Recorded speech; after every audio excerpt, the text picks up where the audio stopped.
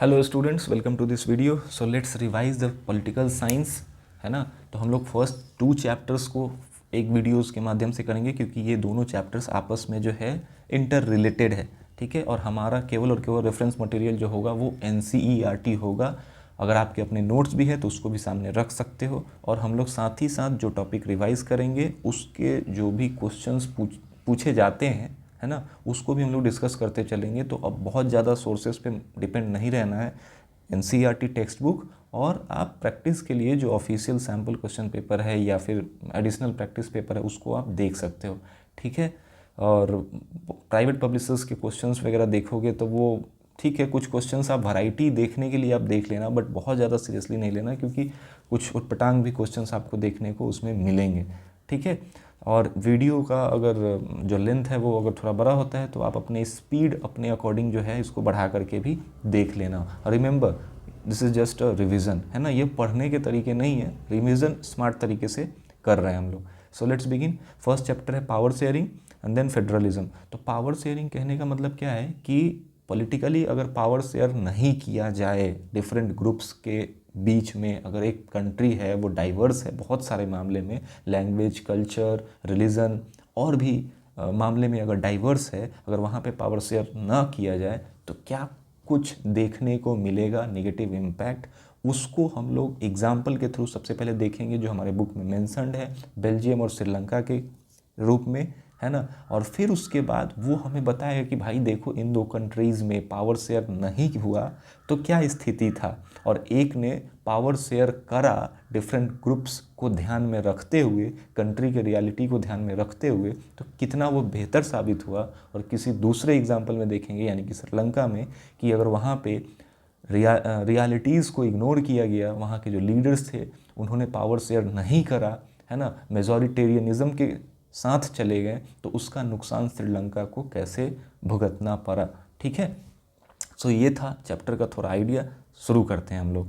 सो Belgium का comparison पहले हरियाणा से करके दिखाया गया है, ताकि हमको आइडिया हो जाए कि हाँ उसका साइज़ क्या है, या पॉपुलेशन के मामले में देखो हमारे एक छोटे से स्टेट से भी कम है एक कंट्री की आबादी। बेल्जियम क्या है, यूरोप की एक कंट्री है, ठीक है, जिसके बॉर्डर्स लगते हैं किससे, फ्रांस, नीदरलैंड्स, जर्मनी और लग्जमबर्ग से। एथनिकली देखा जाए, एथनिकली कॉम्पोजिशन जो देखा जाए कंट्री का, बेल्जियम का, तो वो 2 रीजन में बटा हुआ है। Of the countries total population 59% lives in Flemish region. एक रीजन है फ्लेमिश जहाँ पे 59% लोग रहते हैं। किस मामले में 59% बोला गया है, क्योंकि इन जो भाषा बोलते हैं वो डच भाषा बोलते हैं। और अनदर 40% लिव इन वलोनिया रीजन। तो हमारा जो बेल्जियम कंट्री जो बटा है वो 2 रीजन में बटा हुआ, फ्लेमिश और वलोनिया। फ्लेमिश रीजन में डच स्पीकिंग लोग हैं और वलोनिया रीजन में फ्रेंच स्पीकिंग लोग हैं। ये पूरे कंट्री का रियलिटी हो गया। हो सकता है कि जो कैपिटल सिटी हो उसका रियलिटी अलग हो। Remaining 1% of the Belgians speak German. 1% जो लोग हैं वो जर्मनी बोलने वाले लोग भी हैं। अब कैपिटल सिटी, बेल्जियम का कैपिटल है ब्रसल्स। अब वहाँ का देखो रियलिटी कुछ और है। 80% पीपल स्पीक फ्रेंच वाइल 20% है डच स्पीकिंग। अब एकदम उल्टा है, जो कंट्री के लेवल पे जो रियलिटी है उससे विपरीत स्थिति है बेल्जियम के कैपिटल ब्रसल्स में, है ना। क्योंकि ओवरऑल जो देखा जाए तो डच स्पीकिंग मेजॉरिटी में है, लेकिन देखो कैपिटल में 80% जो है फ्रेंच स्पीकिंग लोग हैं, यानी कि यहाँ का मेजॉरिटी फ्रेंच स्पीकिंग लोग हैं। The minority French speaking community was relatively rich. अब रियलिटी क्या है कि जो कम नंबर में है वो लोग बेहतर है ना, वो लोग एफ्लुएंट हैं। अब देखो ये कैसे आगे चल के प्रॉब्लम बन सकता था, या कुछ समय तक बना भी, उसको ध्यान में रखते हुए कुछ सुधार किए गए वहाँ के कॉन्स्टिट्यूशन में, तो वो कितना बेहतर साबित हुआ, ठीक है ना। Okay, now move on to the next example जो कि मेंशन्ड है श्रीलंका। अब ये कंट्री का कॉम्पोजिशन क्या है कि यहाँ 2 तरह के लोग हैं भाषा के आधार पे। एक है सिन्हाला स्पीकर जो कि मेजॉरिटी में है, 74% लोग ऐसे हैं जो सिन्हाला बोलने वाले लोग हैं, और दूसरा है 18% लोग तमिल स्पीकर्स। अब तमिल स्पीकर्स में भी 2 तरह के लोग हैं, एक जो वहाँ के नेटिव है और एक हैं जो इंडिया से माइग्रेट करके गए थे, ठीक है ना। एथनिक एक बहुत ही इंपॉर्टेंट टर्म है। एथनिकली कहने का मतलब है कि कुछ बातों को ध्यान में रखते हुए अगर लोगों के बीच में, अभी हो सकता है कि वो रिलीजन, लैंग्वेज अलग बोलते हो तो डाइवर्स हो गए हों, यानी कि उनमें डिफरेंसेस देखने को मिलता हो, लेकिन कुछ बातों को, ओरिजिन हो गया, कल्चर हो गया, इसको अगर वो ध्यान में रखते हैं और उनके अंदर ये भाव आता है कि भाई हमारे में कुछ चीज़ें कॉमन है, क्या इसका मतलब ये है कि हम लोग दोनों जो आज अलग ग्रुप हैं ये एक ही जगह से निकल के आए हैं, तो तो ये हो गया एथनिक का मतलब, इसको आप ध्यान में रखना क्योंकि अलग चैप्टर्स में भी आपको देखने को मिलेगा। तो इस बारे में मैं बोल रहा था कि तमिल जो है वो श्रीलंकन तमिल और इंडियन तमिल। इंडियन तमिल कौन, जो कि यहाँ से माइग्रेट करके गए थे, ठीक है ना।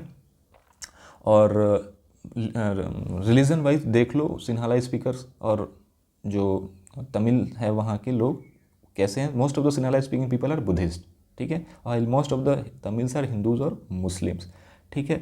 तो अब देखा जाए कि क्या कुछ तरीका अपनाया दोनों कंट्रीज़ ने। तो श्रीलंका जो है वो मेजॉरिटेरियनिज़म के साथ चला गया। मेजॉरिटेरियनिज़म क्या है, एक सोच है जहाँ पे लोग या सरकार में बैठे हुए लोग इस बात में विश्वास रखते हैं कि जो मेजॉरिटी में लोग हैं, जो नंबर वाइज ज़्यादा हैं, उन्हीं को ध्यान में रखते हुए देश चलना चाहिए, उन्हीं को ध्यान में रखते हुए रूल्स बनने चाहिए, है ना। या फोकस जो है उन्हें ही खुश करने का होना चाहिए, जो कि कंट्री के लिए बहुत ही निगेटिव जो है वो साबित हो सकता है। और यही हुआ श्रीलंका में, क्योंकि वो लोग जो माइनॉरिटी में होते हैं किसी भी मामले में, लैंग्वेज या फिर कल्चर को ध्यान में रखते हुए या रिलीजन को ध्यान में रखते हुए, अगर मैं माइनॉरिटी में अगर उनको आप इग्नोर करोगे, उनके अंदर एक एलियनेशन, अलगाव की भावना आएगी, तो वो कहीं ना कहीं देश की स्टेबिलिटी के लिए घातक साबित हो सकता है।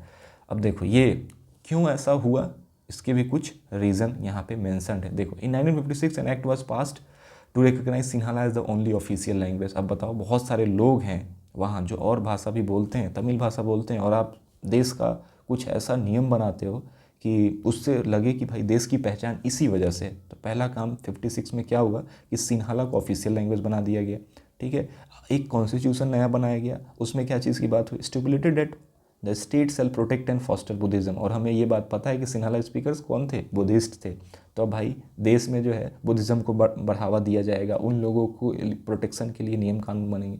तो क्या आपको नहीं लगता है कि श्रीलंकन तमिल्स के मन में ये एलियनेशन की भावना, अलगाव, अलग होने की भावना, है ना, अलग थलग होने की भावना जगेगा? बिल्कुल होगा, ठीक है। और ऐसा ही कुछ हुआ। द श्रीलंकन तमिल्स लॉन्च, और ये सब देखते हुए जो है श्रीलंकन तमिल्स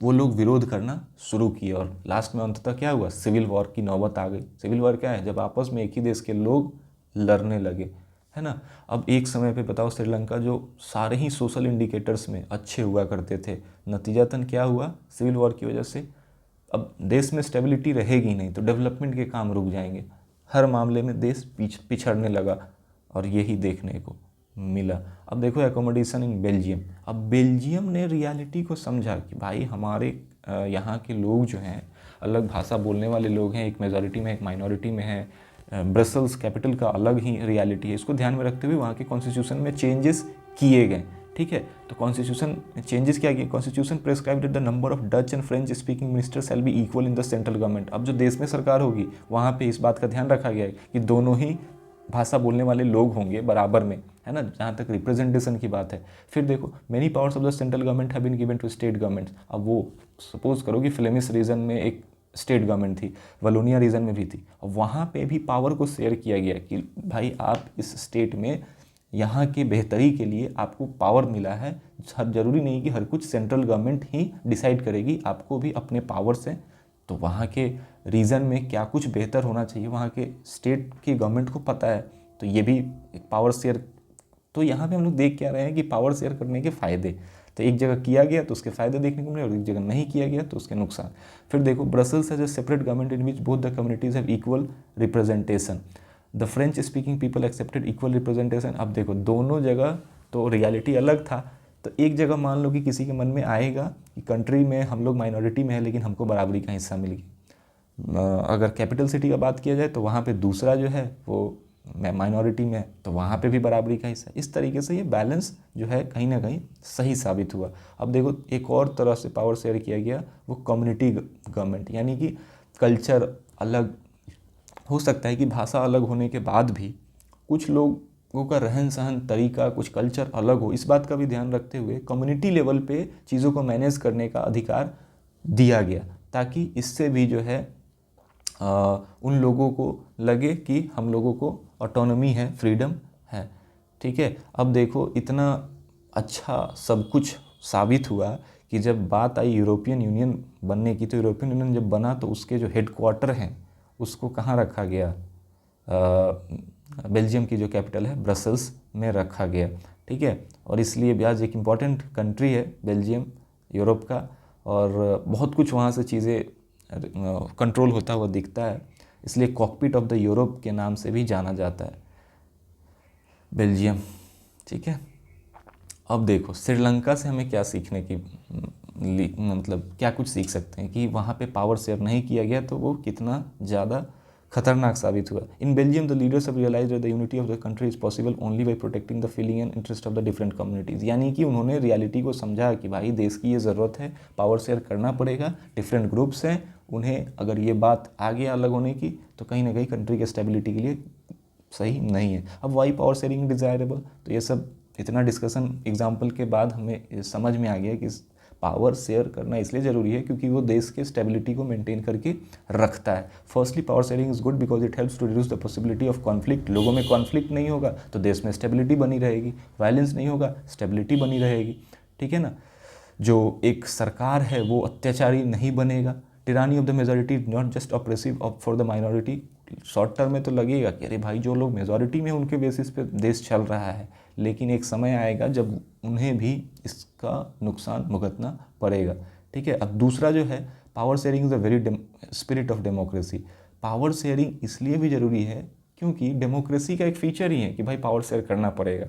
तो अगर आप डेमोक्रेसी को अपनाए हो ट्रू सेंस में तो power sharing is just feature, you will have to go with it, है ना। तो वो उसकी आत्मा है इन द सेंस। एक जो पहला हमने देखा पॉइंट, क्या ये ऐसा नहीं लग रहा है कि ये नहीं करेंगे तो नुकसान हो जाएगा, यानी कि हम लोग नफ़ा नुकसान को ध्यान में रखते हुए पावर शेयरिंग को कह रहे हैं कि ये ज़रूरी है, ठीक है। तो इसको क्या बोलेंगे, प्रूडेंशियल रीज़न, जहाँ पे हम अपना दिमाग लगा रहे हैं कि ये ज़रूरी है, नहीं करेंगे तो ये नुकसान हो जाएगा। दूसरा पॉइंट क्या कह रहा है कि पावर शेयरिंग करना चाहिए अगर डेमोक्रेसी है तो, है ना। ये कुछ नैतिक, कुछ मोरल सा नहीं लग रहा है, इसीलिए इसको हम लोग बोलेंगे क्या, मोरल रीज़न। पहला प्रूडेंशियल, देन मोरल। ये रहा खलील डायलेमा, बहुत अच्छा एग्जांपल है, बट अभी इस पर हम लोग फोकस नहीं करेंगे। अब forms of power sharing, power sharing करने के क्या क्या तरीके हो सकते हैं, किस किस रूप में पावर शेयर जनरली देखने को मिलता है, ठीक है। एक समय तो ऐसा था दुनिया में, ज़्यादातर देश ये समझते थे कि पावर जो है एक जगह सेंट्रलाइज्ड होगा, ज़्यादातर लोगों में बटा नहीं रहेगा, तो वो उससे जल्दी में क्विक डिसीजंस लिए जाएंगे। लेकिन ये कहीं ना कहीं अब तक गलत साबित हुआ है। पावर शेयर करने से जो है लोगों के मन में अच्छे भावना जगे कि नहीं, नीचे में किसी कंट्री में जो है सेंट्रल गवर्नमेंट को क्या ही पता है कि किस पर्टिकुलर विलेज में, किस पर्टिकुलर स्टेट की क्या रियलिटीज़ है, क्या कुछ किया जाना चाहिए। तो इसको ध्यान में रखते हुए लोकल लेवल पे भी स्टेट गवर्नमेंट हो या फिर नीचे थर्ड टीयर ऑफ गवर्नमेंट हो, इसको समझा गया और पावर शेयर करा गया। One basic principle of democracy is that people are the source of all political power. ये डेमोक्रेसी के फीचर्स तो हम लोग जानते हैं, for the people, of the people, by the people. अब देखो, एक हो सकता है vertical form of power sharing, है ना, जो कि vertical form of power sharing पे ही जो हमारा अगला चैप्टर है फेडरलिज्म का, इसी पे बेस्ड है, ठीक है। तो अभी हम लोग डिफरेंट फॉर्म्स देखेंगे, फिर अगले चैप्टर में वर्टिकल फेडरलिज्म पे जाएंगे, vertical forms of power sharing पे जाएंगे।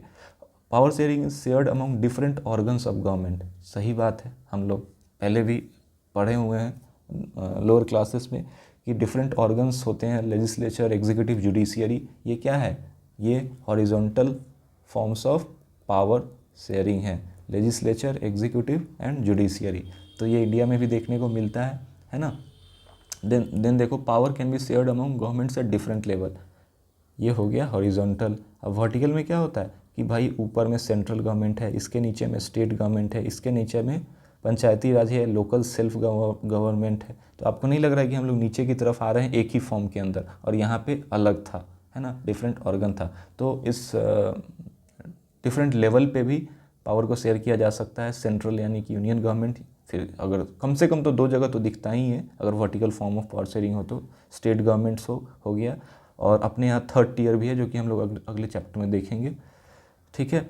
अब ये क्यों किया जाता है, क्योंकि बड़े बड़े कंट्रीज़ हैं दुनिया के, वो एक ही जगह से जो है बेहतर तरीके से गवर्न नहीं किया जाता है, नहीं किया जा सकता। इसको ध्यान में रखते हुए जो है पावर को शेयर किया जाना चाहिए, ठीक है। और जोग्राफी रीजन चेंज होने पे जो है लोगों में डाइवर्सिटी देखने को मिलता है, और पावर शेयर किया गया रहेगा तो उन चीज़ों का बेहतर ध्यान रखा जाएगा।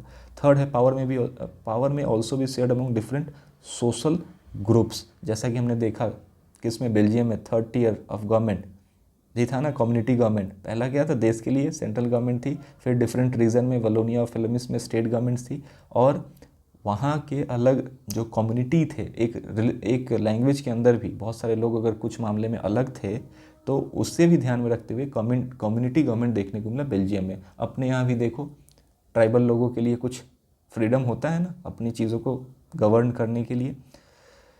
ठीक है, नेक्स्ट है आपको power sharing arrangements can also be in the way of political parties pressure groups. अब देखो ये आज के समय में ठीक है, आपको लगेगा कि कंट्री के लेवल पे एक ही पॉलिटिकल पार्टी है जिसके पास नंबर है, यानी कि मेजॉरिटी नंबर है और वो रूल कर सकती है, लेकिन स्टिल जो लाइक माइंडेड लोग होते हैं, एक तरह से सोचने विचारने वाले लोग या देश को एक साथ लेके चलने वाले, तो वो लोग अलायंस करते हैं ना डिफरेंट पार्टीज़।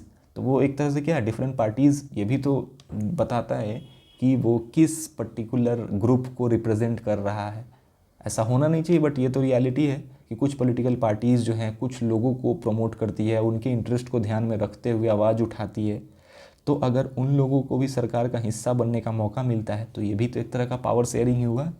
ठीक है, तो पॉलिटिकल पार्टीज़ प्रेशर ग्रुप्स कहने का मतलब कि डिफरेंट बॉडीज़ हैं, जो अलग अलग प्रोफेशन के लोग हैं, उनके अपने ग्रुप्स होते हैं, और उनके ग्रुप्स होते हैं उनके इंटरेस्ट को ध्यान में रखते हुए। तो वो लोग भी अपने लीडर्स को पार्लियामेंट तक पहुंचाना चाहते हैं, स्टेट असेंबली तक पहुंचाना चाहते हैं, है ना। तो उस बात का पार्टी भी ध्यान रखती है और वैसे लोगों को टिकट देती है। In a democracy we find interest groups such as those of traders, businessman, industrialist, farmers and industrial workers.